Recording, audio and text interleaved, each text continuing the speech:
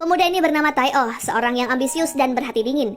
Ia hidup sebatang kara karena permasalahan keluarganya, yang mana Tae-oh selalu dicap negatif karena ayahnya dipenjara setelah dituduh melakukan kekerasan pada ibunya sendiri. Karena hal itulah Tae-oh pindah ke sebuah sekolah kecil di pinggiran kota. Ia pun bekerja paruh waktu untuk menghidupi diri. Dalam perjuangannya menuju kesuksesan, Tae-oh bertemu dengan seorang teman bernama In-ha. Keduanya bekerja sama untuk mengatasi banyak hal yang cukup berbahaya dan dipenuhi intrik. Pernah suatu ketika Tae-oh memergoki In-ha dalam aksi pencurian di minimarket dan pasar buah. Saat itu In-ha merasa tak nyaman dengan pandangan Tae-oh yang menganggapnya sok jagoan dan memberi saran yang terkesan meremehkannya. Tanpa diduga, akhirnya keduanya menjadi teman sekelas saat Tae-oh baru saja pindah sekolah. Dengan angkuhnya, In-ha mencoba membuli Tae-oh, namun pada akhirnya ia tahu jika Tae-oh sosok yang tak mudah untuk dibuli. In-ha adalah anak dari seorang keluarga konglomerat yang cukup prestisius, namun ia terlahir sebagai anak hasil perselingkuhan. Meskipun berasal dari keluarga yang berpengaruh, statusnya sebagai anak yang tidak diakui oleh keluarga menempatkannya pada posisi yang terendah. Suatu hari Tae-oh terbayang dengan kekerasan yang didapatkan oleh sang ayah. Ia pun ingin mempelajari ilmu bela diri. Ia tak sengaja bertemu dengan In-ha yang merupakan anggota di tempat pelatihan. In-ha saat itu bersedia membantu Tae-oh bergabung dengan syarat Tae-oh harus membuktikan padanya seberapa besar tekadnya untuk dikalahkan. Meskipun pada awalnya Tae-oh kalah dalam pertarungan, namun seketika ia teringat saat ibunya dipukuli oleh ayahnya yang membuat emosinya kian memuncak. Tiba-tiba saja ia memukuli In-ha secara membabi buta. Aksi tersebut yang awalnya tampak seperti permusuhan justru menjadi titik awal persahabatan mereka. Suatu ketika rumor menyebar di sekolah jika Tae-oh adalah anak seorang kriminal. In-ha dengan tegas membela Tae-oh karena ia juga pernah mengalami nasib yang serupa saat orang menggosipkannya sebagai anak haram. Saat itu, In-ha mengulurkan tangannya pada Tae-oh. Ia bersedia memberikan dukungan padanya dalam menjalani beratnya kehidupan. Sementara Tae-oh berjanji akan membantu In-ha dalam mewujudkan impiannya untuk masuk di universitas terkenal. Keduanya setuju untuk kesepakatan tersebut dan bekerja sama mencapai tujuan masing-masing. Singkat cerita, beberapa tahun kemudian Tae-oh dan In-ha memasuki Universitas Hanguk. Tae-oh seringkali bekerja sebagai tutor atau melakukan pekerjaan berat seperti pengangkut barang. Namun di hari ulang tahun Tae-oh, In-ha memberikan hadiah istimewa yang tak lain adalah pekerjaan baru sebagai tutor matematika bagi adik tiri perempuannya. Gadis itu bernama Hwi-ju yang merupakan anggota Kang-oh Group. Tae-oh langsung menyetujuinya karena bayarannya yang cukup besar. Tak diduga, Hwi-ju justru menyukainya karena Tae-oh yang tampan, apalagi setelah mengetahui jika Tae-oh adalah sahabat kakaknya sendiri. Hwi-ju adalah satu-satunya anggota Kang-oh Group yang selalu memperlakukan In-ha sebagai saudara sendiri. Hal itu juga yang membuat In-ha selalu merindukan kehadiran dan kasih sayang dari Hwi-ju. Seorang mahasiswa cantik bernama Hye-won cukup menarik perhatian Tae-oh. Tae-oh baru menyadari jika gadis itu adalah tetangga kosnya. Saat itu Tae-oh berusaha menyembunyikan rasa penasarannya terhadap Hye-won. Ia bahkan mengelak ketika In-ha curiga jika Tae-oh sedang jatuh cinta. Suatu malam Tae-oh dikejutkan dengan seorang wanita yang datang ke kos Hye-won. Ternyata wanita itu adalah ibu kandung Hye-won yang saat itu terlilit hutang dan memaksa Hye-won untuk menyerahkan uang yang ia miliki. Hubungan Hye-won dan ibunya terlihat sangat buruk. Kejadian itu pun tak luput dari mata Tae-oh yang tanpa ragu ia turun tangan untuk menghibur Hye-won dan mengajaknya minum bir. Hye-won meminta Tae-oh untuk mengabaikan apa yang baru saja ia lihat. Sejak saat itu pun keduanya mulai berteman. Suatu hari Tae-oh yang juga sebagai asisten dosen mendapatkan apresiasi dari profesor karena laporannya tentang perusahaan Kang-oh Group cukup menarik untuk ia bahas. Rupanya, diam-diam Tae-oh juga membantu In-ha untuk mendapatkan akses masuk dalam perusahaan Kang-oh yang juga milik ayahnya yang bernama Tuan Jung-mo. Di suatu malam In-ha berniat mampir ke kos Tae-oh untuk mengajaknya minum. Saat berada di minimarket, secara kebetulan Hye-won juga akan membeli bir. In-ha tak menyia-nyiakan kesempatan untuk mengajak Hye-won berbicara karena sebelumnya ia sudah mengagumi kecantikan Hye-won saat berada di kampus. Terlihat bahwa Hye-won tidak sepenuhnya tertarik pada In-ha, namun pada akhirnya Hye-won bergabung minum bersama dengan In-ha di apartemen mewahnya. Saat itu In-ha bertanya apakah selama ini Hye-won tak memiliki teman karena ia selalu melihat Hye-won seorang diri di kampus. In-ha bahkan berseloroh ingin berpacaran dengan Hye-won. Hye-won menanggapinya dengan candaan. Ia mengaku sangatlah sibuk dan tak memiliki waktu selain kuliah dan bekerja. Sepulang dari apartemen In-ha, rupanya Hye-won menyadari adanya niatan Tae-oh bersahabat dengan In-ha karena In-ha ternyata adalah putra dari pemilik Kang-oh Group. yang sepertinya akan membawa dampak besar pada kehidupannya kelak. 강이나 강호그룹에 소자. Hyewon juga mengaku ia memiliki kepentingan yang sama dan meminta bantuan Tae-oh. Meskipun Inha bukanlah anak sah, namun keduanya yakin dan bahkan bertaruh jika Inha akan menjadi tali emas untuk mencapai puncak tertinggi hidup mereka. Saat sarapan pagi di keluarga besar Kang Oh Group, Wiju memohon pada sang ayah agar sesekali mengundang Inha datang ke rumah. Namun kakak sulung mereka yang bernama Inju menolak dengan tegas dan menyatakan bahwa Inha bukanlah bagian dari keluarga mereka. 야, 누가 가족이야? Sebenarnya Tuan Jongmo menganggap ucapan Wiju ada benarnya juga sehingga ia menyetujuinya. Sepertinya Tuan Jang merasa bersalah pada Inha karena istri keduanya yang bernama Nyonya Jang diam-diam meminta tanda tangan Inha untuk pengabaian warisan mengingat ia adalah anak hasil perselingkuhan. Hal itulah yang membuat Jongmo merasa kecewa pada istri sekaligus sekretarisnya yang selama ini ia percayai. 다시는 없어야지. Wiju dengan antusias menyampaikan undangan pada Inha. Mereka pun berjanjian untuk bertemu di salah satu restoran milik Kang Oh Group. Di luar dugaan, ternyata Hyewon bekerja sebagai pelayan di restoran itu. Secara tak sengaja, Hyewon melayani Kang Inha dan adiknya. 여기서 알바해? Saat itu Inha baru menyadari jika pelayan di restoran itu adalah temannya. Ia lalu memperkenalkan Wiju pada Hyewon. Wiju menyimpulkan jika Hyewon adalah teman kakaknya, maka Hyewon pasti mengenal Tae-oh. Sepertinya Wiju ingin menegaskan jika ia tak ingin siapapun mendekati Tae-oh yang sedang ia incar, mengingat Hyewon cukup menarik. Ucapan adiknya yang begitu ketus membuat Inha tak enak hati pada Hyewon. Setelah mengantar Wiju hingga ke mobilnya, Inha kembali mendatangi Hyewon di restoran untuk meminta maaf atas perilaku kurang sopan adiknya. Ia juga mengungkapkan keinginannya untuk menghabiskan waktu dengan Hyewon setelah pulang bekerja. Inha bahkan siap membayar waktu Hyewon yang terbuang. Namun Hyewon menolak ajakan Inha. Ia beralasan saat ini belum mempercayai orang lain. Namun dalam hati Inha yakin jika suatu saat ia bisa membuat Hyewon percaya. Di akhir pekan Inha datang untuk acara makan malam bersama keluarganya. Di sana ia memandangi foto keluarga yang dipajang di dinding. Namun hal itu cukup membuatnya sedih karena tak ada fotonya. Tiba-tiba Inju datang dan merendahkan Inha dan berniat mengusirnya. Saat itu Inha tetap berlaku sopan. 안녕하십니까? Beberapa saat kemudian, Inju mendengar penghinaan itu dan meminta agar Inha mengabaikannya. Inju pun semakin tersulut emosi karena adiknya justru membela Inha. Ia lantas mendorong kepala Wiju dengan jari telunjuknya. Keributan pun tak dapat terhindarkan karena Wiju nekat melukai jari Inju hingga sebotol wine yang harganya mahal terjatuh dari genggaman tangannya. Nyonya Jang yang datang lalu menyalahkan Inha sebagai penyebab keributan itu terjadi. Ia mengingatkan Inha jika sebaiknya Inha tak pernah datang lagi ke rumah mereka. Mendengar hal tersebut, Inha pergi tanpa sempat bertemu dengan ayahnya. Pelayan di rumahnya pun melaporkannya pada Tuan Jongmo. Meski kekacauan terjadi, acara makan malam tetap berlanjut. Wiju muak dengan sikap keluarganya yang tidak berperasaan pada Inha. Padahal sebenarnya Inha sama sekali tak bersalah. Ia langsung meninggalkan meja begitu saja yang membuat ibunya merasa marah. Situasi semakin tegang saat Tuan Jongmo menegur Inju. Ia merasa jika insiden tersebut adalah bentuk penghinaan baginya karena Inju mengusir Inha pergi tanpa sepengetahuannya. 인준아 왜 그랬냐? Dengan teganya Nyonya Jang menampar Wiju karena sikapnya yang dianggap kekanak-kanakan. Wanita itu juga meminta penjelasan pada pelayan rumah tangga tentang perilaku Wiju yang mulai membangkang. Ia memerintahkan untuk menyelidiki latar belakang tutor matematika Wiju yang baru. Salah seorang pelayan saat itu mengungkap bahwa tutor matematikanya adalah sahabat Kang Inha. Beberapa saat kemudian, pelayan lain datang dan membawa kabar jika Wiju telah kabur. Satu-satunya orang yang Wiju hubungi di malam itu adalah Tae-oh. Ia lantas meminta Tae-oh datang ke suatu tempat. Wiju sangat bahagia melihat kedatangan Tae-oh. Ia mengungkapkan kesamaan kondisi keduanya saat ini, yang mana ia kini kabur dari rumah. Beberapa saat kemudian Inha datang setelah Tae-oh menghubunginya. Hal itu pun membuat Wiju kesal karena ternyata Tae-oh tidak menepati janji. Secara kebetulan, Hyewon yang baru pulang bekerja lewat di tempat mereka bertemu. Pada akhirnya, Inha mengantarkan mereka pulang karena arahnya yang sama.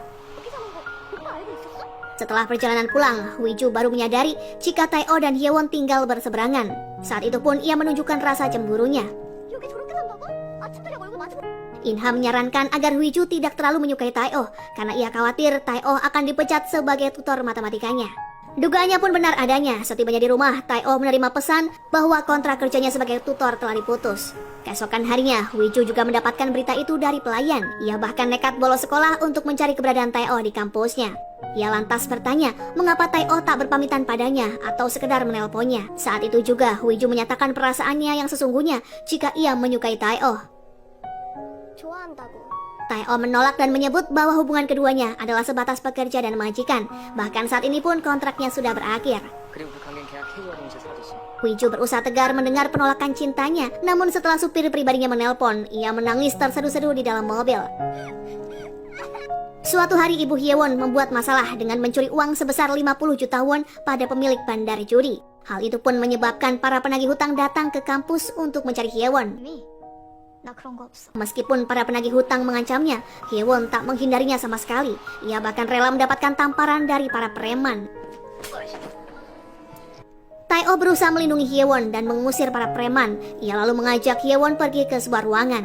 Di sana, Hyewon meminta Tae-oh untuk tidak ikut campur karena peristiwa seperti ini sudah sering ia alami. Salah satu teman mereka memberitahukan insiden tersebut pada Inha. Inha mencoba menghubungi Hyewon, namun HP-nya tak diangkat. Ia pun bergegas mencari Hyewon ke semua ruangan yang ada di kampus. Sementara Tae-oh yang sempat akan pulang memutuskan kembali ke kampus untuk menemui Hyewon. Rupanya Inha lebih dulu menemukan keberadaan Hyewon. Ia langsung memeluk dan menciumnya karena sangat khawatir dengan keadaan gadis itu. Tae-oh yang baru tiba di ruangan juga menyaksikan adegan tersebut. Tae-oh hanya bisa membeku tanpa mengucapkan satu patah kata pun. Meskipun Hyewon menyadari kehadiran Tae-oh, ia pasrah dicium dan dipeluk oleh Inha. Perlahan Tae-oh mundur dan keluar dari ruangan. Di malam harinya, Tae-oh masih bingung dengan perasaannya. Ia memutuskan untuk menemui Hyewon yang saat itu hendak menginap di rumah Kang Inha. Meskipun Tae-oh melarangnya pergi, Hyewon bersikeras untuk meninggalkannya. Ia menganggap tak ada yang istimewa di antara keduanya, dan suatu saat Tae-oh pasti akan menyesal jika terus melarangnya pergi. Ucapan Hyewon seolah menyeratkan agar Tae-oh fokus pada tujuan masing-masing. Tae-oh pada akhirnya membiarkan Hyewon pergi begitu saja. 가지마. Setibanya Tae-oh di kosnya, rupanya Hyewon datang menghampirinya. Perasaan bimbang muncul kembali dalam benak Tae-oh. Apakah ia harus kembali memperjuangkan cintanya pada Hyewon atau memenuhi ambisinya sebagai orang sukses dan tetap berada di sisi Inha? Ia rupanya tahu jika Hyewon akan menjadi penghambat kesuksesannya dengan Inha, mengingat Inha juga menyukai gadis itu. Meskipun berat hati, Tae-oh memilih untuk mengangkat panggilan telepon dari Inha dan mengabaikan Hyewon untuk pergi. 자, 화이팅! 화이팅! 5 tahun kemudian, Inha telah resmi bergabung dalam Kang-oh Group meskipun hanya sebagai pegawai biasa. Saat itu, tak ada satupun pekerja yang mengetahui jika Inha adalah putra sang pimpinan. Sementara Tae-oh juga telah menjadi pelatih tim global di perusahaan itu. Ia bertugas untuk menyusun pidato bagi Tuan Jungmo. 한태호라고 합니다. Setelah memperkenalkan diri di depan pimpinan dan anggota direksi, Tae-oh diperintahkan untuk tetap di ruangan karena Tuan Jungmo ingin berbicara empat mata. Jungmo mengungkapkan kekecewaannya pada Tae-oh. Ia merasa isi pidato yang Tae-oh buat tidak mencerminkan kepribadiannya sebagai pimpinan. Hal itu pun menimbulkan pertanyaan besar mengenai pandangan Tae-oh terhadapnya. Hyewon. Saat itu Tuan Jungmo tak yakin apakah bisa menjamin Tae-oh tetap bekerja di perusahaannya karena ia rupanya sudah mengetahui masa lalu Tae-oh yang memenjarakan ayah tirinya dengan tuduhan pembunuhan. Padahal sebenarnya ibu kandung Tae-oh masih hidup. 배경스티어는 어떻게 자랐는지. Meskipun demikian, Jungmo memutuskan untuk tetap menggunakan pidato yang disusun oleh Tae-oh dalam acara itu. Pidatonya pun mendapatkan apresiasi dari semua orang yang hadir. Pada akhirnya, Tae-oh justru diangkat menjadi asisten pribadi pimpinan. Tuan Jungmo rupanya berpikir jika Tae-oh memiliki tekad yang kuat dan bisa ia percayai karena memiliki masa lalu yang kelam. Beberapa tahun kemudian, karir Tae-oh semakin melesat dan posisinya pun semakin kuat. Ia menjadi asisten pribadi dan orang kepercayaan pimpinan Kang Jungmo. Hal ini pun membuat Kang-oh bersaudara merasa tak menyukainya, terutama Inju dan Songju serta ibu kandungnya, Nyonya Gumsok. Terlihat Nyonya Gumsok ingin menjadikan Songju sebagai pimpinan karena Inju adalah anak dari istri pertama pimpinan yang sudah tiada. Di lain sisi, Tuan Chae Dong-uk yang menjabat sebagai direktur kantor pusat baru saja dipecat dari jabatannya. Hal itu pun membuat Songju diangkat untuk menggantikannya. Perubahan ini pun membawa suasana baru dan potensi yang besar dalam perusahaan. Terutama saat ini, Kang-oh memang akan membangun sebuah mega proyek dalam waktu dekat. Tae-oh dan Inha mulai merancang rencana untuk mewujudkan impian Inha mencapai puncak Kang-oh Group, sebagaimana yang mereka cita-citakan sejak awal. Mereka juga dibantu oleh Hyewon yang saat itu terlibat dalam kampanye politik seorang caleg melalui pekerjaannya di media. Dengan kolaborasi mereka, langkah baru dan strategi pun mulai terbentuk. Tanpa sepengetahuan Tuan Jungmo, Songju diam-diam bekerja sama dengan seorang pejabat bernama Sundong. Sundong adalah caleg yang sebelumnya didukung oleh Jungmo sebagai anggota dewan. Rupanya Songju meminta bantuan pada pria itu untuk memberikan izin proyek agar bisa keluar secepat mungkin. Informasi itu pun terungkap ketika Tae-oh menerima kiriman berupa rekaman CCTV dari seorang hacker bayarannya. Hacker itu merekam pertemuan antara Songju dan Sundong di sebuah tempat. Setelah mengetahui hal itu, Tae-oh mendiskusikannya dengan In-ha dan Hye-won. Mereka mulai mencari tahu rencana apakah yang akan dilakukan Songju dan Sunjong terkait perizinan proyek. 속도를 더하는 거지. Dari hari ke hari hubungan Hye-won dan In-ha semakin dekat, namun Hye-won merasa belum siap menikah dengan In-ha. Sepertinya Tae-oh sudah benar-benar merelakan Hye-won untuk dinikahi In-ha demi memuluskan rencana mereka. Sementara itu, Hui-ju dipaksa oleh ibunya untuk menikahi putra dari pimpinan perusahaan yang cukup berpengaruh. Pria itu bernama Hui-chan. Nyonya Gomsok mendesak keduanya agar segera melangsungkan pernikahan, kan hal tersebut bisa menguntungkan Songju dalam upayanya sebagai pewaris tunggal. Namun Hui-ju menolak dengan tegas karena sebelumnya ia sudah mengetahui perangai calon tunangannya. Ia tak ingin mengalami nasib yang sama seperti ibunya yang menikah secara paksa dan tidak bahagia. Di lain sisi, Hye-won telah merencanakan strategi untuk mengumpulkan banyak informasi. Pada akhirnya, ia mendapatkan kesempatan ketika manajer Sundong memberitahunya bahwa seluruh karyawan akan makan malam bersama. Saat itulah Hye-won memasang alat perekam di ruangan di sebuah restoran. Dari alat perekam terdengar pembicaraan bahwa rencana Songju adalah mendukung Sundong dalam mengendalikan berbagai kementerian. Mereka bahkan berniat melakukan korupsi dana proyek dari Kang Oh Group. Ketika proyek itu gagal dan menimbulkan kerugian, maka tentu saja anggota direksi akan menyalahkan pimpinan Jungmo dan memaksanya untuk melepaskan kepemimpinannya, sehingga secara otomatis kekuasaan Kang Oh Group jatuh pada Songju. Mendengar hal itu, Tae-oh, In-ha, dan Hye-won lalu menyusun strategi untuk menghadapi mereka. Dengan penuh keyakinan, Tae-oh menyatakan bahwa selama ia ada di Kang Oh Group, Songju dan Sundong tak akan berhasil mencapai tujuan mereka. Tae-oh lalu bertemu dengan mata-mata yang sering merekam pertemuan antara Songju dan Sundong dan mencari tahu rencana mereka dari hari ke hari. Secara diam-diam Nyonya Gumsok bertemu dengan dokter pribadi Jungmo. Ia menanyakan tentang kesehatan pimpinan selama ini. Jika kondisi pimpinan cukup baik dan hanya bermasalah pada tekanan darah. Hingga terpaksa, pria itu pun memberitahunya jika pimpinan menderita penyakit jantung. Dalam upayanya melindungi Kang Oh Group, Tae-oh melaporkan aktivitas mencurigakan Sundong pada pimpinan Jungmo. Informasi ini pun membuat Jungmo naik pitam. Sungjo selain bekerja sama dengan Songdong, juga mengatur kerjasama dengan seorang pria bernama Hyuk-jin, mantan asisten pribadi pimpinan. Tak butuh waktu lama, Songju berhasil mendapatkan data tentang kejahatan Jungmo selama ia menjabat sebagai pimpinan. Data tersebut rupanya sudah disadap oleh hacker suruhan Tae-oh. Tae-oh lalu melaporkan pengkhianatan yang dilakukan oleh mantan bawahannya itu. Bersama Tae-oh, ia berencana mengundang Hyuk-jin selaku ketua firma hukum Milton beserta anggotanya. Ia memerintahkan pengalihan kuasa perusahaan pusat kepada dirinya. Rapat tersebut diadakan secara rahasia yang menyebabkan Hyuk-jin panik karena ia tak bisa memberitahu Songju. Pimpinan rupanya menyita HP mereka selama pertemuan berlangsung. 이게 필요하신가 해서. Setelah rapat, Hyuk-jin melaporkan kejadian tersebut pada Songju. Ia pun langsung memberitahukannya pada Nyonya Gumsok. Keesokan harinya, Songju sangat frustasi karena sang ayah mencabut wewenangnya di kantor pusat. Mulai saat itu, segala keputusan yang sebelumnya dibuat oleh Songju harus melalui persetujuan pimpinan.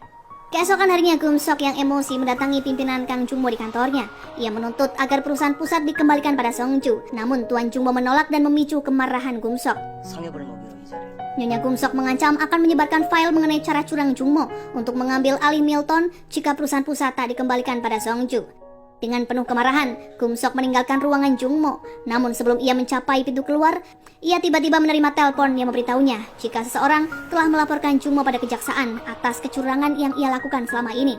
Mendengar berita tersebut, Jungmo marah hingga ia terjatuh kesakitan karena jantungnya yang kumat. Dengan gemetar, ia berusaha meraih obat di laci meja kerjanya. Namun obat itu pun terjatuh sebelum ia sempat meminumnya. Nyonya Gumsok yang awalnya hendak menolong, tiba-tiba berubah pikiran dan enggan membantu. Beberapa saat kemudian, Tae-oh tiba dan segera menghubungi nomor darurat untuk meminta pertolongan. Sementara itu, di kantor firma hukum Milton, rencana penggerbekan ditunda karena kondisi kritis sang pimpinan. Tae-oh terkejut mendengar kabar tentang ayahnya yang sedang kritis. Ia merasa semua rencana dan usahanya selama ini akan sia-sia. Sementara itu, 3 saudara lain bergegas ke rumah sakit. Inju curiga jika keadaan ayahnya yang kritis disebabkan oleh ibu tirinya. Ia menyebut jika kondisi pimpinan baik-baik saja setelah ia menemuinya di kantor. Pertengkaran pun terjadi antara Inju dan Songju.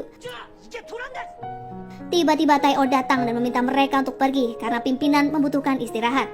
Inju sebenarnya marah karena menurutnya seharusnya Songju memberitahukan tentang kondisi ayahnya secara langsung, bukan melalui asistennya.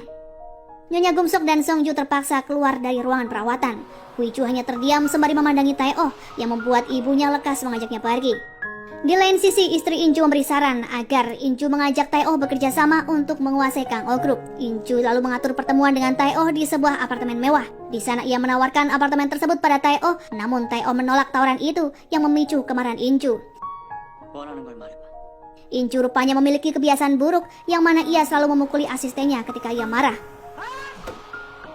Ia lalu meminta asistennya untuk memata-matai setiap aktivitas Tae-oh dan mencari titik lemahnya. Di malam harinya, Hyewon menemui Tae-oh dan menyayangkan sikap Tae-oh yang cukup santai dalam kondisi saat ini. Tae-oh tak menjawab pertanyaan Hyewon, ia justru balik bertanya tentang alasan sebenarnya Hyewon ingin menikahi In-ha. Ia berpendapat jika Hyewon serius ingin menikahi In-ha, maka seharusnya ia memikirkan solusi yang tepat untuk masalah yang sedang mereka hadapi, atau setidaknya berpura-pura untuk berusaha. Ucapan Tae-oh pun membuat Hyewon merasa tersinggung. Di luar dugaan, Tuan Jungmo ternyata tidak benar-benar sakit. Itu semua adalah sandiwara yang sengaja disarankan oleh Tae-oh. Keduanya melakukan hal itu agar pimpinan mengetahui watak keluarganya. Sebagai imbalannya, ia meminta agar In-ha diberi hak sebagai anak ketiga pemilik Kang-oh Group. Tuan Jungmo menyanggupi permintaan itu dengan syarat In-ha harus menandatangani sebuah perjanjian. Sementara In-ha yang merasa frustasi sedang menenangkan diri di sebuah pantai. Hyewon yang ingin menemui In-ha pun menyadari jika In-ha pergi dari apartemennya tanpa pamit. Ia lalu menghubungi Tae-oh dan memintanya untuk mencari In-ha. Namun Tae-oh sepertinya sudah mengetahui di manakah In-ha berada untuk saat ini. Ia lalu pergi menemui In-ha di sebuah pantai dan mengatakan hal yang sebenarnya, jika pimpinan dalam keadaan baik-baik saja. Mendengar hal tersebut, In-ha pun marah dan kecewa pada Tae-oh. In-ha lantas bertanya sebenarnya apakah tujuan Tae-oh. Tae-oh menyebut jika tujuannya tak lain adalah membuat In-ha menjadi pemilik Kang-oh Group. 만에 하나 일이 계획대로 안 됐을 때 너라도 남아 있어야지. 그래야 나지. Di lain sisi, Inju yang dipaksa oleh ibunya untuk segera menikah pergi menemui Ko Hwi-chan. Dengan tegas ia berkata jika pernikahan itu tak akan pernah terjadi. Selama pimpinan berada di rumah sakit, Nyonya Gumsok memanfaatkan kesempatan ini. Ia bertindak sebagai pejabat pimpinan sementara dan mengatur pertemuan dengan para eksekutif, tentunya untuk memilih Songju sebagai pengganti pimpinan. Tindakan ini pun membuat Inju marah dan memilih untuk tak hadir dalam pertemuan tersebut. Beberapa waktu kemudian, kondisi pimpinan pun mulai membaik. In-ha dipanggil untuk bertemu guna membahas rencana selanjutnya. Dalam pertemuan itu, In-ha hanya meminta diakui sebagai anak ketiga dari pimpinan. Ia pun bersedia untuk menandatangani perjanjian yang telah disiapkan. Setelahnya, In-ha diundang untuk makan malam bersama keluarga di Baesunjung. Kehadirannya membuat Nyonya Gumsok marah dan meninggalkan meja makan. Hanya Huijulah yang menyambut In-ha dengan rasa senang. Keesokan harinya saat pimpinan tiba di kantor, In-ha membantu mendorong pimpinan yang masih berada di atas kursi roda. Ia memanggil pimpinan Jungmo dengan sebutan ayah di depan para reporter. Yang hal itu pun sontak menjadi pertanyaan bagi mereka. Apakah benar In-ha adalah anak dari pimpinan dari pernikahannya yang lain? Jungmo, Kang In-ha dan kuasa hukum mereka datang ke kantor kejaksaan untuk mengikuti penyelidikan laporan tentang dugaan kecurangan dalam pengambil alihan firma hukum Milton. Namun setelah mereka memberikan bukti rahasia pada kejaksaan, kasus tersebut tidak dikejar lebih lanjut. Bahkan penyidik kejaksaan juga diberhentikan dari pekerjaannya. Setelah In-ha resmi diakui sebagai anak ketiga Jungmo, ia akhirnya melamar Hyewon saat keduanya menikmati pemandangan laut bersama. Dengan penuh harapan, In-ha memberikan cincin pada Hyewon dan dengan senyum bahagia, Hyewon menerima lamaran tersebut. Ia siap untuk memulai babak baru dalam hidup sebagai pasangan yang akan segera menikah.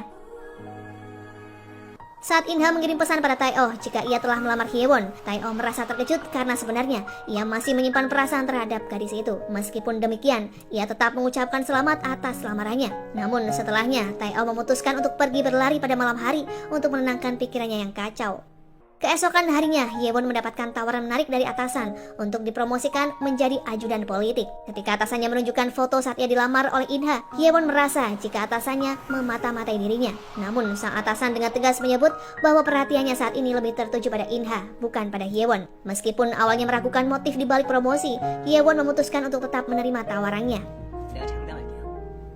Ketika Hyewon menceritakan promosi tersebut pada Tae-oh, ia merasa didukung sepenuhnya. Saat itu, terlihat Tae-oh memandangi cincin yang berkilau di jari Hyewon. Ia lantas memberikan ucapan selamat dan pamit untuk beristirahat. Meskipun Tae-oh mengucapkan selamat secara tiba-tiba, Hyewon tetap tak meresponnya karena sebenarnya Hyewon juga menyimpan perasaan pada Tae-oh. Namun Tae-oh tak pernah menunjukkan perasaannya yang sesungguhnya pada Hyewon. Hyewon juga sepertinya memiliki motif tersendiri untuk menikah dengan Kang In-ha. Di lain sisi, Jongmu memberikan Kang In-ha tanggung jawab baru untuk memimpin negosiasi dengan suatu perusahaan, tentunya melibatkan Tae-oh sebagai rekannya. Tae-oh memberi peringatan pada In-ha agar bersungguh-sungguh dan sukses dalam tugas barunya, menyadari bahwa perhatian semua orang akan tertuju pada kinerjanya sebagai anak ketiga yang baru diakui. In-ha juga meyakinkan bahwa ia akan berhasil memenangkan negosiasi tersebut. 정은 고수찬 대표이사가 될 거야. Sementara itu, Hui-chan yang semakin tertarik dengan Hui-ju menemuinya di gedung seni. Ia meminta agar Hui-ju bersedia memulai hubungan dengannya, namun Hui-ju dengan ketus menolak dan meninggalkannya begitu saja. Sebaliknya, Hui-ju memohon pada Han Tae untuk menikahinya, namun Tae-oh menolak dan memintanya untuk berpikir lebih realistis karena ia bukanlah bagian dari cerita dongeng yang ada dalam khayalan Hui-ju. Informasi tentang Kang In-ha ditugaskan untuk memimpin negosiasi sampai ke telinga kedua kakaknya. In-ju dan Song-ju merasa marah dengan keputusan tersebut sehingga keduanya mengutus bawahannya masing-masing untuk mencari tahu hasil dari negosiasi. Pada negosiasi itu, In-ha tidak jujur pada Tae-oh mengenai rencana yang sedang dibuatnya. In-ha merencanakan manipulasi IM agar pihak lawan mereka menyerah dengan tawaran yang mereka buat. Tae-oh merasa marah dan tak setuju dengan rencana tersebut karena menurutnya itu adalah pilihan yang buruk. Namun In-ha tetap melaksanakan manipulasi itu dan berhasil memenangkan negosiasi. Kemenangan tersebut memicu amarah besar dari ayah mereka. Ia merasa bahwa itu adalah pilihan yang salah. Jongmo menampar Tae-oh dan menyebut jika itu adalah kesalahannya. Namun In-ha pun mengaku bahwa itu benar kesalahannya juga. Jongmo kemudian meminta Tae-oh untuk bertanggung jawab atas masalah ini, yang membuat In-ha merasa bahwa ayahnya sama sekali tak membutuhkannya. Di sebuah bar, In-ju membuat kesepakatan dengan Hui-chan. In-ju berjanji akan membantu Hui-chan untuk menikahi Hui-ju, namun dengan satu syarat, Hui-chan juga harus bersedia melakukan apapun yang diminta oleh In-ju. Di malam itu di sebuah lapangan basket, In-ha dan Tae-oh bermain dengan cukup emosional. 감정 실렸다. Permainan yang sengit itu membuat Tae-oh terjatuh, namun In-ha dengan ramah mengulurkan tangannya. Tae-oh mengizinkan Kang In-ha untuk pergi menemui ayahnya, sehingga ia pun ditinggal seorang diri di lapangan. Ia memilih untuk bermain basket seorang diri. Di balik lapangan basket, seseorang tengah menunggu dengan sabar dan bersiap untuk melakukan serangan pada Tae-oh. Ketika Tae-oh berfokus pada ponsel, orang itu pun mendekat dan tiba-tiba memukul kepala bagian belakang Tae-oh. Serangan itu pun membuatnya jatuh tersungkur. Hyewon yang menjawab panggilan tersebut hanya kebingungan karena tiba-tiba ponselnya dimatikan oleh si penyerang.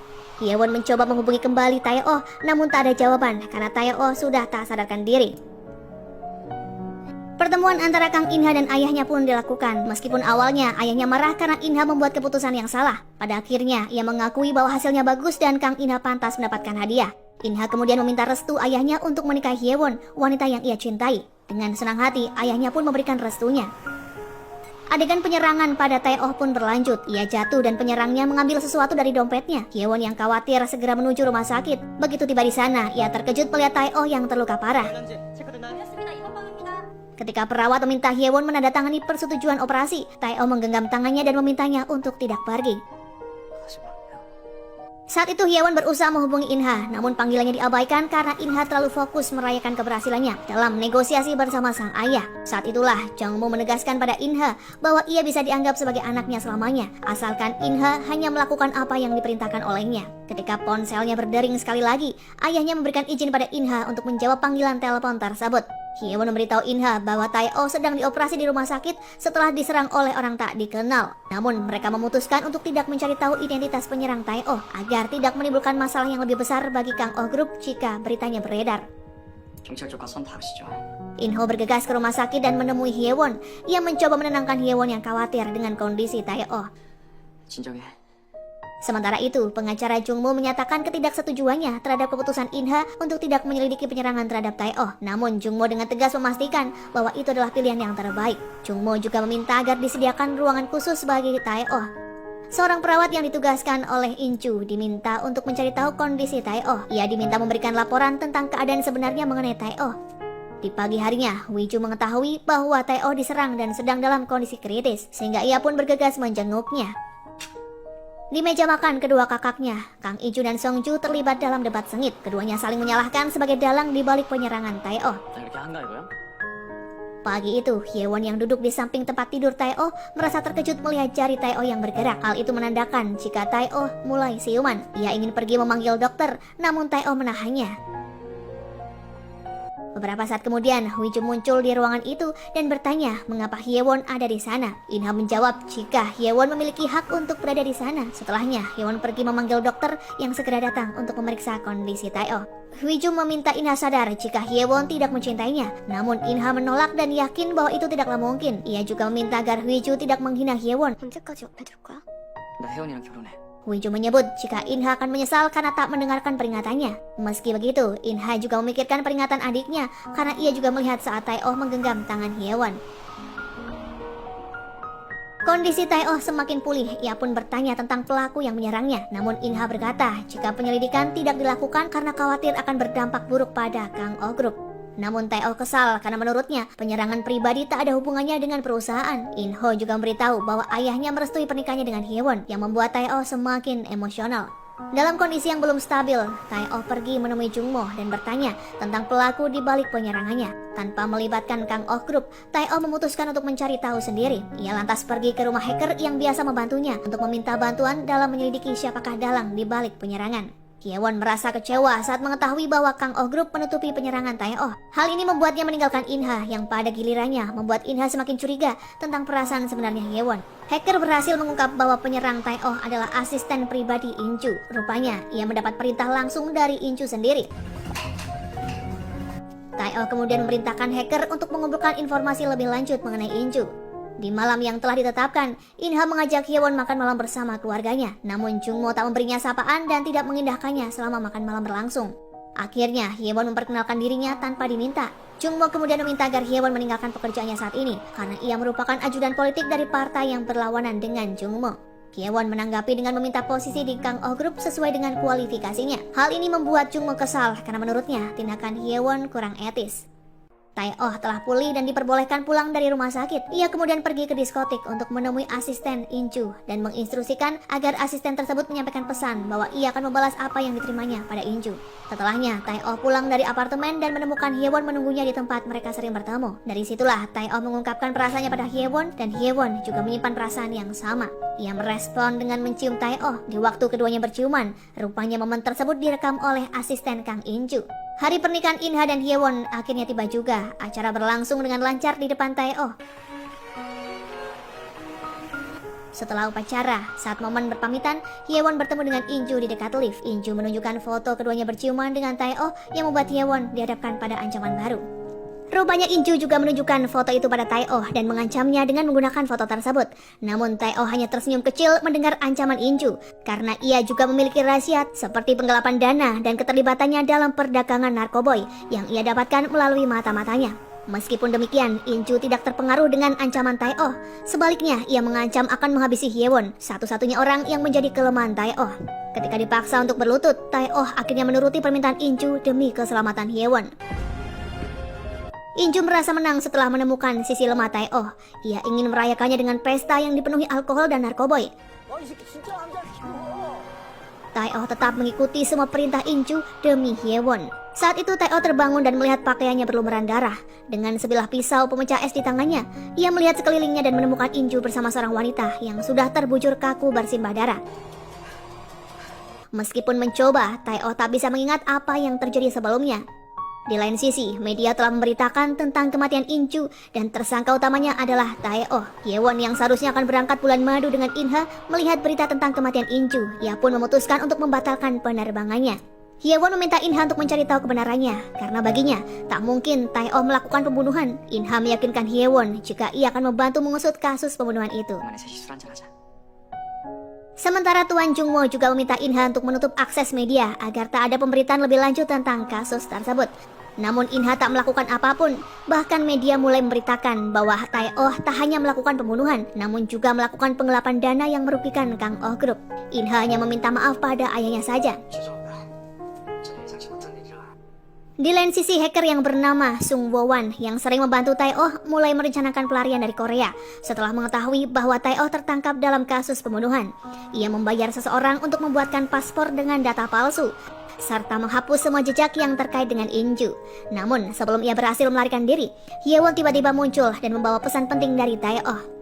Pada persidangan Tae-oh, Mo Gi-jun menjadi saksi kunci. Ia bersaksi bahwa malam itu dirinya melihat Tae-oh bersama Kang In-ju dan wanita bayaran untuk masuk ke dalam hotel dalam keadaan mabuk. 호텔에서의 2차 파티. 누구 아이? Sebelumnya, Ki-jun mengantarkan mereka ke hotel setelah berpesta di sebuah klub. Namun ia tak ikut masuk ke dalam hotel karena In-ju menyuruhnya untuk segera pergi. Ki-jun juga mengungkapkan bahwa pesta di hotel tersebut atas permintaan Tae-oh. Saat itu Mi-jun juga memberikan kesaksian bahwa Tae-oh pernah mengancam In-ju melalui dirinya. Tae-oh mengancam akan menghabisi In-ju dan membalas apa yang sudah ia lakukan. Kesaksian ini tentu saja memperberat posisi Tae-oh dalam persidangan. Selama di penjara, Tae-oh tak pernah makan dan terus mencoba mengingat apa yang terjadi. Hal ini menyebabkan ia kekurangan cairan dan harus dirawat. Ketika ia mencoba menggunakan telepon di ruangan rawat penjara, dokter memergokinya. Namun pada akhirnya, dokter memberikan izin untuk menggunakan telepon. Karena si dokter tersebut memiliki dendam pada In-ju. Ia pun merasa berterima kasih pada Tae-oh atas apa yang telah dilakukannya pada In-ju. Saat itu Tae-oh meminta tolong pada Hyewon agar menyuruh Sung Woo-wan datang menemuinya di penjara. Meskipun awalnya Woo-wan menolak, namun dengan ancaman yang dipesankan oleh Tae-oh, pada akhirnya Woo-wan datang ke penjara dengan menyamar sebagai pengacara agar ia memiliki izin untuk bertemu. Pria itu mengucapkan kata perpisahan pada Tae-oh karena tak ingin lagi terlibat dalam kasusnya. Namun untuk kedua kalinya, Tae-oh mengeluarkan ancaman yang membuat Woo-wan merasa terpaksa untuk tetap membantu. Pada akhirnya, Woo-wan mulai mencari informasi tentang Gu-jin sesuai perintah Tae-oh. 92년생. Di lain sisi, In-ha datang menemui Tae-oh di penjara, yang hal itu membuat Tae-oh bingung dengan sikapnya. Sebagai sahabat dan orang yang selama ini berusaha membawa In-ha masuk ke dalam Kang Oh Group, Tae-oh merasa heran karena In-ha datang hanya untuk menyalahkannya. 네가 모든 걸 다 망쳤어. In-ha bahkan tak bertanya apa yang sebenarnya terjadi, atau apakah alasan Tae-oh melakukan perbuatannya. Sementara itu, hubungan In-ha dengan Hyewon terasa dingin setelah kasus kematian In-ju. Kehangatan di antara mereka semakin memudar ketika In-ha meminta Hyewon untuk melupakan dan menghapus semua kenangan tentang apa yang mereka lewati bersama Tae-oh. Selain itu, Hyewon juga diam-diam berkomunikasi dengan Tae-oh yang sedang dipenjara, yang tentunya semakin memperumit situasi di antara mereka. Berdasarkan bukti dan kesaksian saksi, pengadilan memutuskan Tae-oh untuk mendapatkan hukuman penjara seumur hidup. Keputusan itu pun membuat Tae-oh merasa marah karena ia yakin jika dirinya tak bersalah atas tuduhan pembunuhan. Sesuai perintah Jungmo, Sung-ji yang kembali menjadi sekretaris Tae-oh ditugaskan untuk mencari tahu tentang Mo Gi-jun. Ternyata Gi-jun adalah putra dari Bae Yong-eun, seorang karyawan villa yang meninggal 22 tahun silam akibat tabrak lari. Kasus itu pun ditutup oleh polisi tanpa penyelidikan lebih lanjut. Selain itu, Gi-jun juga merupakan teman sekolah In-ha. Menurut hasil pencarian Sung Woo-wan, Gi-jun juga pernah tinggal di apartemen yang sama dengan In-ha. Jungmo lantas bertanya, bagaimanakah pendapat Sung-ji tentang kemungkinan keterlibatan Tae-oh dalam kematian In-ju. Menurut Sung-ji, kemungkinan sangatlah kecil jika Tae-oh melakukan pembunuhan. Meskipun ia tidak menyukai In-ju dan ingin membuatnya kehilangan posisi, namun tetap saja Tae-oh tak akan sampai hati menghabisinya. Jungmo juga sebenarnya merasa ada yang mencurigakan dengan kasus pembunuhan putranya, sehingga ia meminta Sung-ji untuk mencari tahu lebih lanjut. Sung Woo-wan sedang mencari informasi tentang apartemen Mo Gi-jun. Setibanya di apartemen yang dimaksud, ia bertemu dengan In-ha. Agar tidak mencurigakan, Sung Woo-wan memutuskan untuk naik ke lantai 6. Dari lantai tersebut, ia melihat In-ha masuk ke apartemen milik Mo Gi-jun. Ia lantas melaporkan temuannya pada Tae-oh dan meminta agar Tae-oh berhenti percaya pada In-ha karena ternyata In-ha bukanlah seorang teman yang baik. Tae-oh terkejut mendengar hal itu karena ia tak yakin In-ha akan melakukan hal buruk padanya, bahkan menjebaknya. 강인주가 아닌 나라면 Setelah putusan hakim, Tae-oh dipindahkan ke penjara Seongdong. Tanpa diduga, ia ditempatkan satu sel bersama rentenir yang pernah mendatangi Hyewon di kampusnya. Namun pria tersebut kini tunduk pada Tae-oh hingga ia memberikan ponsel saat Tae-oh membutuhkannya. In-ha ternyata mengetahui jika Tae-oh dan Hyewon memiliki hubungan di belakangnya. Bahkan ia pernah memergoki keduanya sedang berciuman intim di sofa. Namun In-ha tetap tidak memutuskan hubungan dengan keduanya, melainkan merencanakan pembalasan untuk tindakan itu. Ketika muncul bayangan tentang adegan Hyewon yang bermesraan dengan Tae-oh, In-ha menjadi sangat emosional. Ia mencium Hyewon dengan cara paksa yang membuat Hyewon terus menolak dan melepaskan diri. In-ha pun semakin naik pitam dan mendorong tubuh Hyewon ke dalam bak mandi hingga ia terjatuh. In-ha mengungkapkan bahwa dirinya menikahi Hyewon hanya untuk menyiksa Tae-oh karena sebenarnya ia ingin merebut apa yang diinginkan oleh Tae-oh.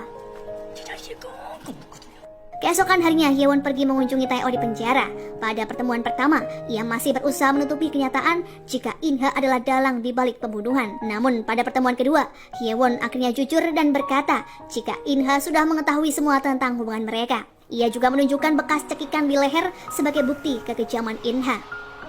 Di lain sisi, ibu Tae-oh mengetahui jika anaknya sedang dipenjara atas tuduhan pembunuhan. Ia pun berniat datang mengunjunginya. Seorang sipir memanggil Tae-oh karena ada kunjungan. Namun setelah melihat ibunya yang datang, Tae-oh tak sanggup untuk menemui ibunya karena merasa malu. Ia menolak kunjungan itu dan pergi begitu saja. Hal tersebut membuat sang ibu menangis dan tetap menunggu Tae-oh sampai kapanpun. Namun karena Tae-oh tak kunjung kembali, ia akhirnya pulang dengan derai air mata. Saat Tae-oh berubah pikiran, ia berlari dan ingin menemui ibunya untuk meminta maaf. Namun saat itu ibunya sudah pergi dan menyisakan penyesalan yang mendalam bagi Tae-oh. Sesuai saran dari Tae-oh, Hyewon memberanikan diri untuk menemui pimpinan Kang Jungmo. Ia meminta agar diberi kesempatan untuk bergabung dengan yayasan milik Kang Oh Group, dengan harapan bisa menjadi direktur di yayasan seni. Pada akhirnya, Jungmo menyerahkan kepemimpinan yayasan tersebut pada Hyewon. Untuk mengumumkan keputusan tersebut pada seluruh anggota keluarga, Jungmo bahkan mengundang mereka untuk makan malam bersama. Tentu saja, anggota keluarga yang lain tidaklah setuju, terutama istri Inju. Bahkan In-ha sendiri merasa terkejut. Namun dengan sikap yang tenang, Hyewon menyatakan bahwa ia harus memiliki sesuatu yang membuatnya tetap bertahan di keluarga Kang Oh Group. Di lain sisi, Sung Woo-wan terus mencari tahu lebih banyak informasi tentang Mo Gi-jun, sehingga ia berusaha mencari pria yang bernama Roy. Roy sendiri adalah suruhan dari Mo Gi-jun yang bekerja sama sebagai penjual narkoboy di klub milik Kang Oh. Sung Woo-wan bersama timnya pergi mencari Roy ke klub tersebut. Namun sayangnya, Roy kabur sebelum mereka bisa menangkapnya. Setelah mengetahui bahwa Roy bisa menjadi ancaman bagi mereka, In-ha memerintahkan Mo Gi-jun untuk menghabisinya. Di hari itu juga, Roy dihabisi atas perintah In-ha. Setelahnya, In-ha bahkan meminta Tae-oh untuk dihabisi saja. Mereka merencanakan pembunuhan terhadap Tae-oh dengan bekerja sama dengan seorang sipir untuk melaksanakan aksinya. Di malam harinya, ketika semua narapidana sudah tidur, seorang sipir memanggil Tae-oh dan memintanya keluar karena ada seseorang yang ingin menemuinya. Meskipun wajahnya penuh dengan curiga, Tae-oh tetap keluar untuk menemui orang yang dimaksud. Sementara In-ha menemui Sung Woo-wan dan mengetahui bahwa pria itu adalah seorang anggota Biro Intelijen Korea, mantan agen yang saat ini bekerja sebagai hacker untuk Tae-oh. In-ha juga mengancam akan menghabisi Sung Woo-wan dengan membayar anggota dari organisasi lain. Tiba-tiba saja In-ha mendapat telepon dari seseorang yang memberi kabar bahwa Tae-oh berhasil meloloskan diri saat akan dihabisi. Pada akhirnya, di bawah ancaman In-ha, Sung Woo-wan tak jadi dihabisi dan ditugaskan untuk mencari keberadaan Tae-oh. Setelah mendengar berita bahwa Tae-oh melarikan diri, Hui-ju memerintahkan kepala hukum Kang Oh Group untuk mencari tahu keberadaannya. Begitu juga dengan Hyewon, ia membayar ibunya untuk mencari tahu tentang Tae-oh. Namun wanita itu justru melaporkan pada In-ha jika Hyewon sedang mencari seseorang. Dengan bayaran dari In-ha, ibu Hyewon menipu anaknya sendiri dan mengarahkannya pada sebuah tempat tertentu. Setibanya di sana, Mo Gi-jun datang dan membiusnya hingga Hyewon tak sadarkan diri. Mo Gi-jun kemudian membawanya ke rumah sakit jiwa. Saat itu Hyewon terikat di sebuah ranjang rumah sakit jiwa dan saat ia tersadar, In-ha sudah ada di hadapannya. Hyewon marah dan bertanya sejak kapan In-ha bekerja sama dengan Mo Gi-jun. Namun In-ha hanya tertawa dan bertanya pada Hyewon mengapa ia mencari tahu tentang Tae-oh. Hyewon dengan tegas berkata bahwa In-ha tak perlu bertanya tentang hal yang sudah ia ketahui. Ia juga menyebut bahwa ia tahu Kang In-ha selama ini sudah mengetahui hubungannya dengan Tae-oh. Melalui mimpinya, Tae-oh sedikit mengingat tentang kematian Inju, di mana ia juga melihat In-ha berada di TKP. Kemudian Tae-oh tersadar dan mendapati dirinya berada dalam sebuah ruangan. Tiba-tiba, Jungmo datang dan mengatakan bahwa ia membantu Tae-oh melarikan diri karena seseorang memiliki rencana untuk menghabisinya. Untuk saat ini, status Tae-oh adalah sebagai buronan. Jungmo juga menjelaskan bahwa ia mencurigai Go Mujin karena pria itu selalu muncul pada saat-saat penting, termasuk saat kematian Kang Inju. Suatu ketika In-ha pergi menemui Park Sa-jin dan meminta kerjasamanya. Tuan Park adalah salah satu anak dari pendiri Kang Oh Group yang merasa tidak mendapatkan keadilan dari perusahaan itu. Ia dengan mudah mau bekerja sama dengan In-ha, namun dengan syarat jika In-ha berhasil menjadi pimpinan, maka Kang Oh Group akan dibagi menjadi dua, yang salah satunya akan menjadi milik Tuan Park. Jungmo rupanya sudah mengetahui rencana In-ha dan Tuan Park. Ia meminta Tae-oh untuk mencari cara dan mengeluarkan In-ha dari Kang Oh Group. Ia juga berjanji akan mengembalikan semua milik Tae-oh di Kang Oh Group jika rencana itu berhasil. Sementara Inha sedang memberikan pilihan pada Hyewon. Jika ia ingin dibebaskan, maka Hyewon harus tetap berada di pihaknya. Namun jika Hyewon terus membangkang, ia akan dihabisi. Dengan terpaksa, Hyewon memilih untuk dibebaskan. Namun di balik perjanjiannya yang akan selalu berada di pihak Inha, Hyewon diam-diam akan berusaha terus membantu Tae-oh. Di lain sisi, Tae-oh terkejut mengetahui bahwa Hyewon dibawa ke rumah sakit jiwa oleh Inha dan tiba-tiba saja dilepaskan. Saat itu Jungmo bertanya, sebenarnya apakah tujuan Kang Inha melakukannya? Tae-oh menduga jika Inha membutuhkan banyak uang saat ini dan dana gelap mereka ada di bawah yayasan seni yang dipimpin oleh Hyewon. Oleh karenanya, sebaiknya Jungmo membawa Hyewon ke pihaknya agar tak ada dana yang keluar untuk melancarkan rencana yang akan dibuat oleh Inha. Saat itu Tae-oh juga menyarankan agar Tuan Jungmo menarik Tuan Pak ke pihaknya dengan menawarkan bahwa setengah dari Kang Oh Group akan menjadi miliknya. Ditambah lagi sebuah industri energi milik perusahaan. Tentu saja saran itu sulit diterima oleh Tuan Jungmo karena tak mungkin baginya untuk membelah perusahaan Kang Oh. Namun Tae-oh berjanji akan mencari cara untuk mengembalikan Kang Oh secara utuh padanya. Sesuai rencana, Jungmo menemui Tuan Pak dan melakukan kerjasama. Mengingat Jungmo adalah pemilik sah dari Kang Oh Group dan apa yang ditawarkan olehnya juga lebih menguntungkan. Tuan Pak setuju untuk bekerja sama dengannya. Sementara Sung Wawan yang ditugaskan oleh Inha akhirnya menemukan keberadaan Tae-oh. Mereka menemukannya di sebuah gedung yang juga kantor milik Tuan Jungmo. Saat mereka mendapatkan informasi tersebut, rupanya Tae-oh sudah berhasil dipindahkan oleh Hyewon ke sebuah hotel. Ia berada di kamar VIP tempat terjadinya pembunuhan terhadap Inju. Inha yang juga mendapat laporan jika Tae-oh berada di gedung EF bergegas menuju ke sana. Ia masuk ke dalam ruangan rahasia tempat Tae-oh bersembunyi. Namun Tae-oh tak lagi ada di tempat tersebut. Ia kemudian masuk ke kamar ayahnya dan melihat sang ayah sedang bersantai sembari minum anggur.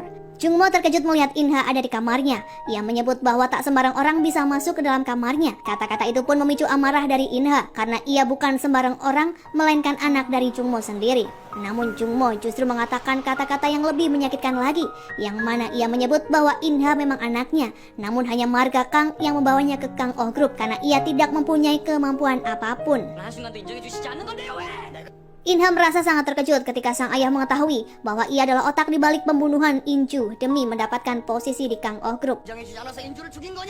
Jungmo meminta Inha segera meninggalkan perusahaan karena ia sudah tak tahan lagi dengan segala kebohongan dan manipulasi yang dilakukan oleh anaknya. Inha yang merasa marah tak bisa menerima keputusan itu.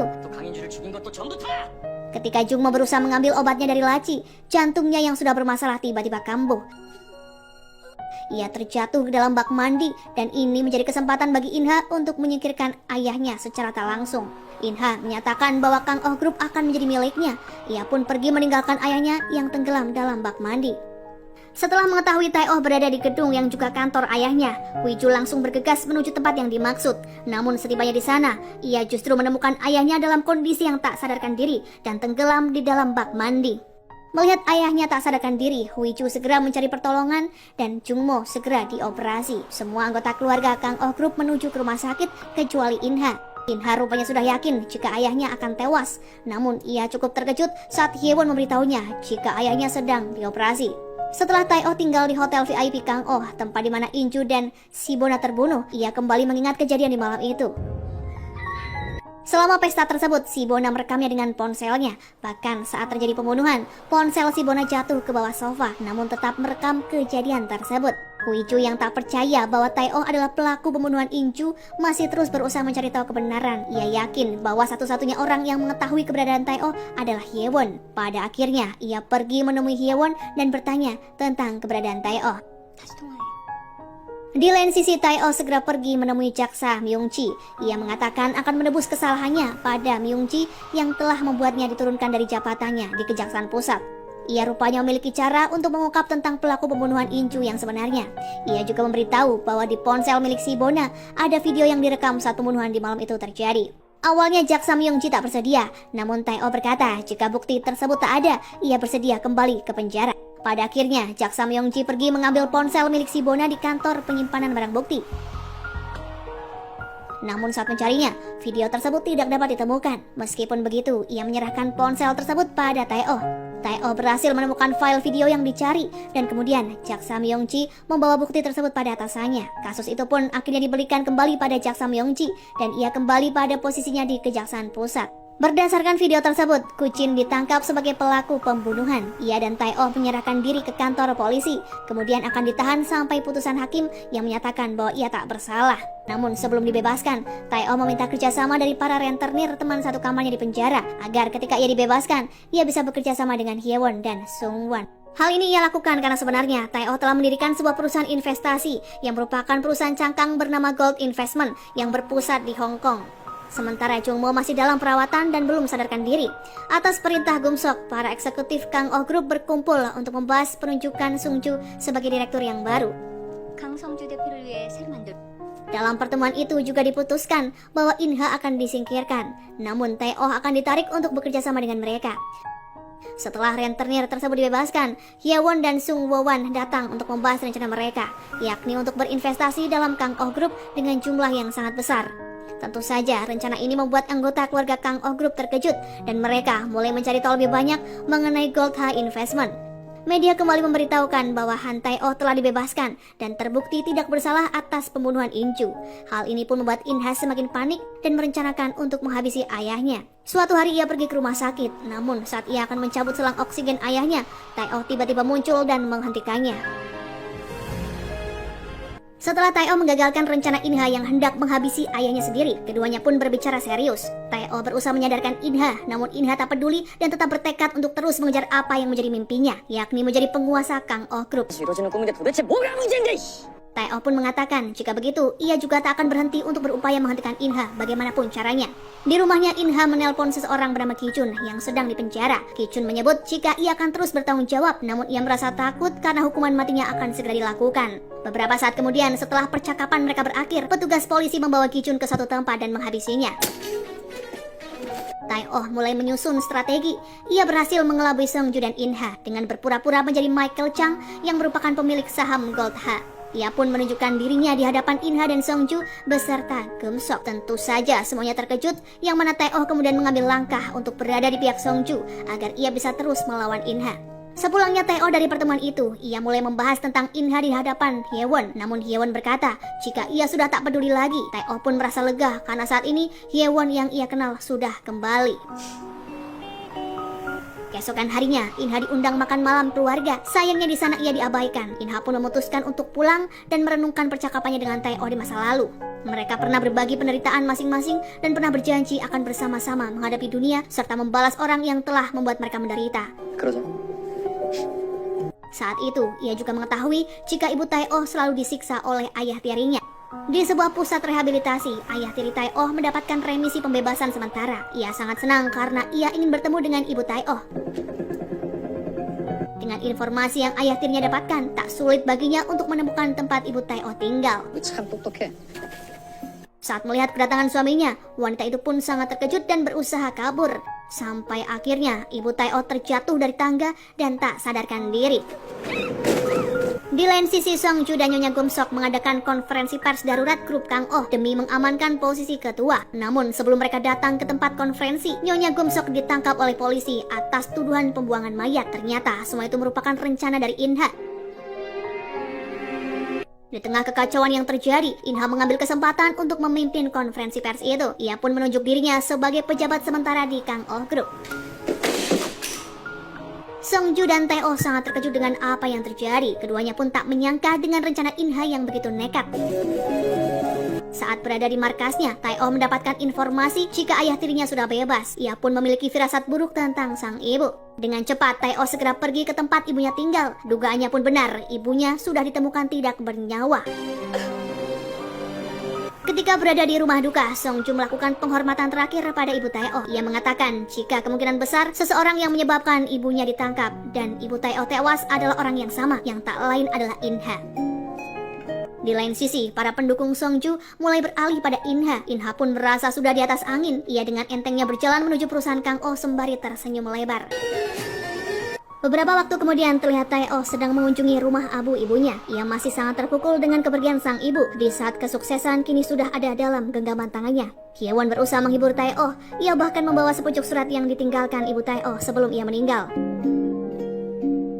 Surat itu berisi agar Tae-oh melupakan kebencian dan segala hal yang berkaitan dengan membalas dendam, karena hal tersebut justru bisa membawanya dalam kehancuran. Saat membaca tulisan dan pesan dari ibunya, membuat Tae-oh tak kuasa menahan tangis. Setelahnya, Tae-oh mendatangi rumah lama yang ia tinggali bersama ibunya dulu dan mengenang kebersamaan keduanya.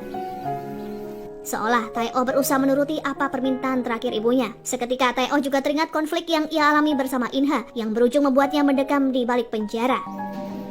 Ia pun bertekad mengungkap kebenarannya. Di lain sisi, In-ha justru sedang menikmati masa kejayaan, menantikan rapat pemegang saham esok hari.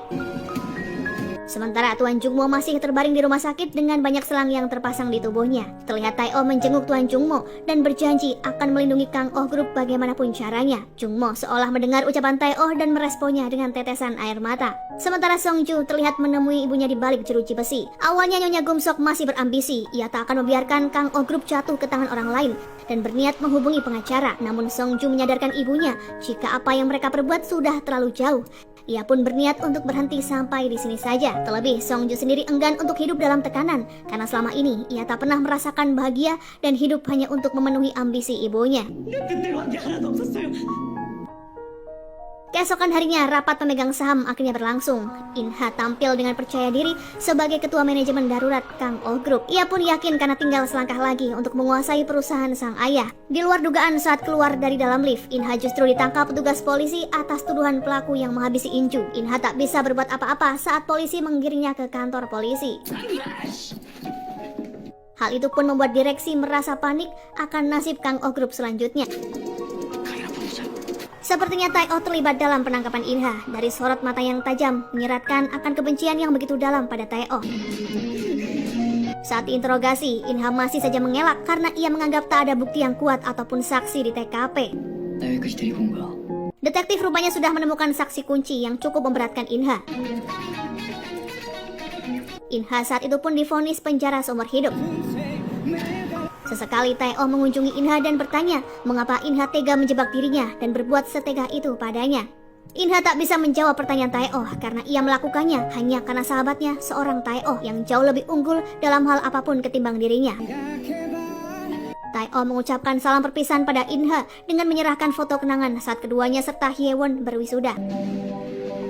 Kehidupan In-ha semakin hancur karena saat itu ia mendapatkan surat putusan dari pengadilan jika mulai detik ini ia tak berhak lagi menyandang marga Kang di depan namanya.